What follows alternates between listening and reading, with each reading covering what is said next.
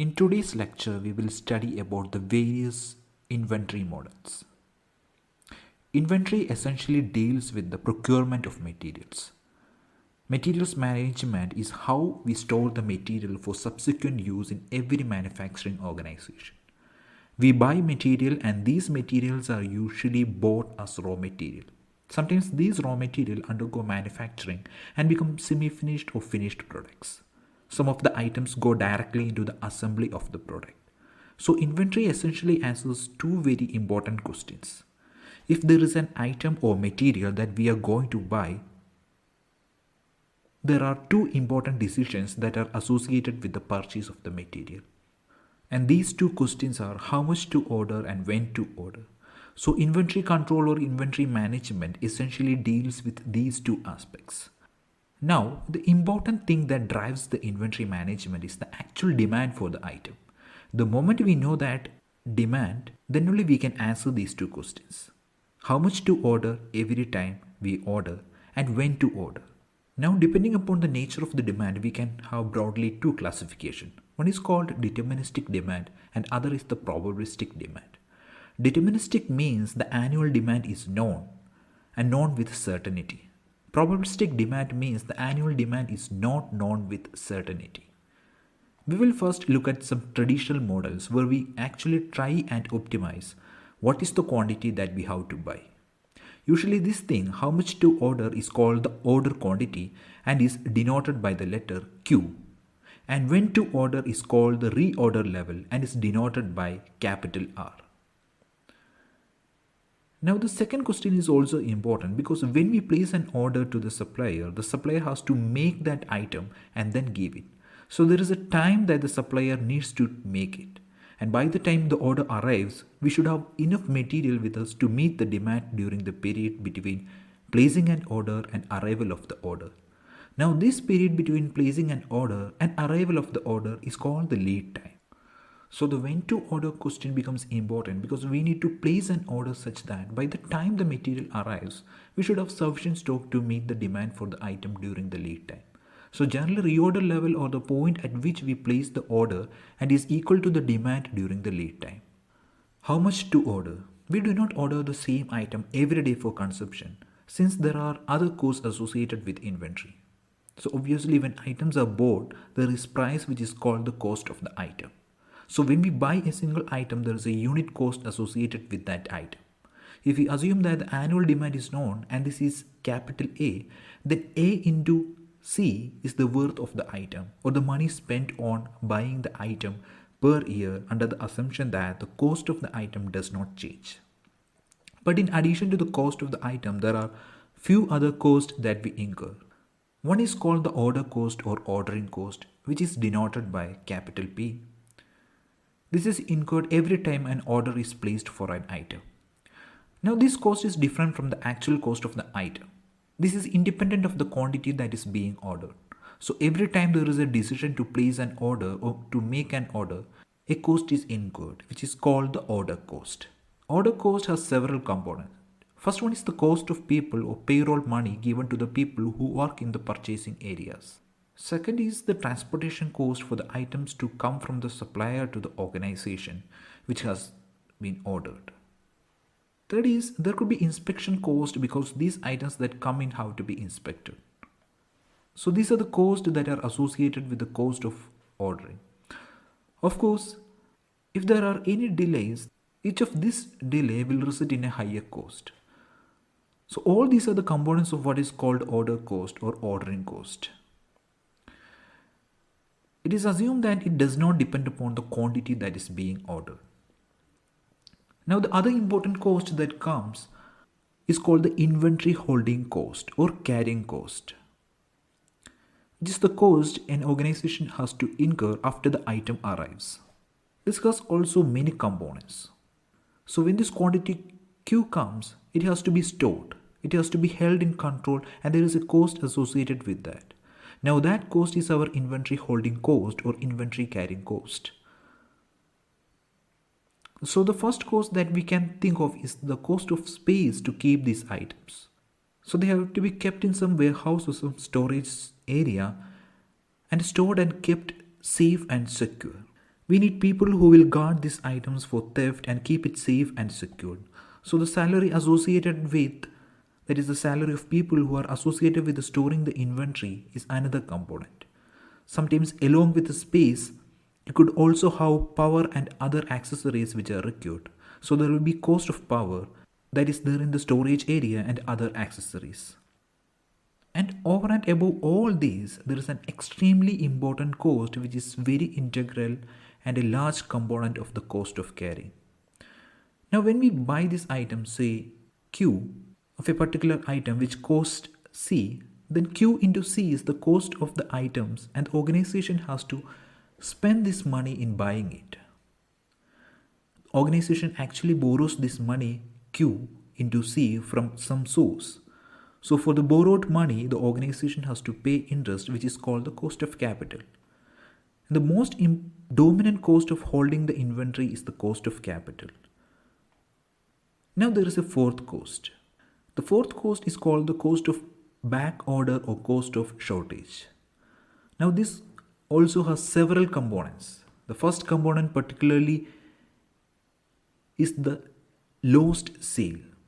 It is the loss of profit associated with the sale because the sale is not complete because of want of material. So there is a loss of profit associated with that one. And there is something other that we are losing. That is the loss of opportunity. Another is the loss of customer goodwill. And if there is a delay, the customer is not going to be happy with the performance of the manufacturing organization. And if this delay continues, then definitely there is a point at which the organization would lose the customer. So the cost associated with losing customer goodwill is an integral part of the inventory cost. So these are all the components that go into the inventory, which are the unit cost of the item that is bought, the ordering cost, the carrying cost, and the backorder or shortage cost. When an organization maintains an inventory, the organization actually incurs all these four costs depending on certain situations. So the inventory management, which talks about how much to order, which is Q, the first question that we will look at is to try and optimize and keep all the four costs to the minimum. The objective will be to try and minimize the sum of the associated cost. All the four costs which are there depending on the setting or depending on the assumptions. With this, we will try and look at some of the very basic inventory models. So the first inventory model that we look at is the single item, continuous demand and instantaneous replenishment model. Now let us assume that the annual demand for this item is D per year and is known. Now let Q be the ordering quantity that we desire to order every time we place an order. Now let us look at how the inventory for this item behaves with respect to time. Let us draw a simple graph which is like this is time, and let us assume that we have just placed an order for Q and we have just instantly received it and it is instantaneously replenished. It would mean that as soon as you place the order, the item arrives, which also means that the lead time is 0. So the moment the order is placed, the items are received. Now let us assume that we have received Q and we are consuming or using this Q. Now when we say continuous demand, we assume that the demand is there and the same amount of demand is there at every instance of time. Now this slope is D, which is actually the demand for the item. To put in simple terms, it will be like saying if the annual demand is 10,000 and let us say if the company works for 250 days, then the daily demand is 40. If the company works for 8 hours a day, then the hourly demand is 5. If the hourly demand is 5, the demand per minute is 5 by 60 and the demand per second is that divided by 60 and so on. And the demand is the same. This is how we should look at this continuous demand, which means that at every instance of time there is a demand. Now this will come as a straight line from Q to 0. Now the moment this stock position reaches 0, we have instantaneous replenishment and we also assume no shortage. So as soon as the inventory position reaches 0, I place an order I place an order for another Q and there is an instantaneous replenishment of that. So as soon as I place an order here, my stock position goes from 0 to this Q. Now once again the cycle continues and then we start consuming this till we reach 0. Then again we place an order and then we start consuming. So this is how the inventory position will behave. Please note that this is the same Q which is here as well as here. Now let us derive a very simple formula to find out Q. Now every time we place an order, we order a quantity Q. So number of orders per year will be capital A by Q, because every time we place an order, we order A by Q number of orders per year. So total order cost is equal to A by Q into P, where P is the order cost. So every time we place an order, we incur a cost P, and this P has a unit of rupees per order. So A by Q is the number of orders per year and P is the rupees per order.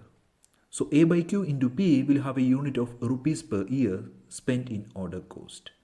Now we have to consider the inventory cost. Inventory cost is defined as ICC, that is inventory carrying cost, and this has a unit called rupees per unit per year. Since we are looking at year, here we should also define this as rupees per unit per year. Now what is the average inventory that we have at any point in time? That inventory multiplied by ICC will give us the holding cost per year. And average inventory should be in terms of number of units that we have. Now there are two ways of calculating the average inventory. So average inventory is like saying if I start this cycle with a Q, then it comes down to 0 at time T.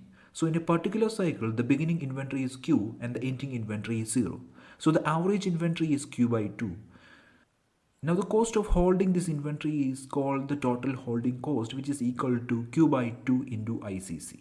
Its unit is rupees per year. Now we look at this cost, which is backorder or shortage cost. One of the assumptions is that there is no shortage. So we do not incur shortage in this particular model, which means the inventory position does not become negative. So there is no shortage assumption in this model. Therefore, we will not consider backorder or shortage cost in our total cost.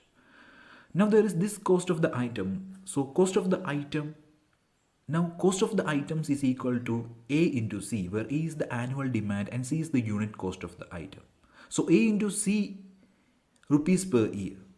So the total annual cost is TC, which is the sum of the order cost, holding cost as well as the cost of the item, which is given by A by Q into P plus Q by 2 into ICC plus A into C. Now in this total cost expression, as I said, there are three costs: cost of the item, cost of ordering, cost of holding the inventory. There is no shortage of backorder cost. So only thing that we need to do is to find out this optimum Q. Now this total cost is a non-linear function of Q because you find Q in the denominator here and you find Q in the numerator here. It is a single variable non-linear function. So differentiating with respect to Q and setting it to 0 will give the first derivative equal to 0, and on solving this we will get the optimum Q. Whether it is maximized or minimized will depend upon the second derivative. Now our objective is to minimize this total cost. So setting its first derivative to 0 would give us dTC by dQ equal to 0, which will give minus A by Q square into P plus ICC by 2. And the third term is A into C. It is a constant because it does not contain Q, therefore its derivative will be 0. So if you put dTC by dQ is equal to 0, that means you will get A by Q square into P is equal to ICC by 2. So on solving, you will get Q is equal to root of 2 into A into P by ICC. And this quantity Q is called the economic order quantity. And if you substitute this economic order quantity in the total cost formula, you will get the total minimum cost.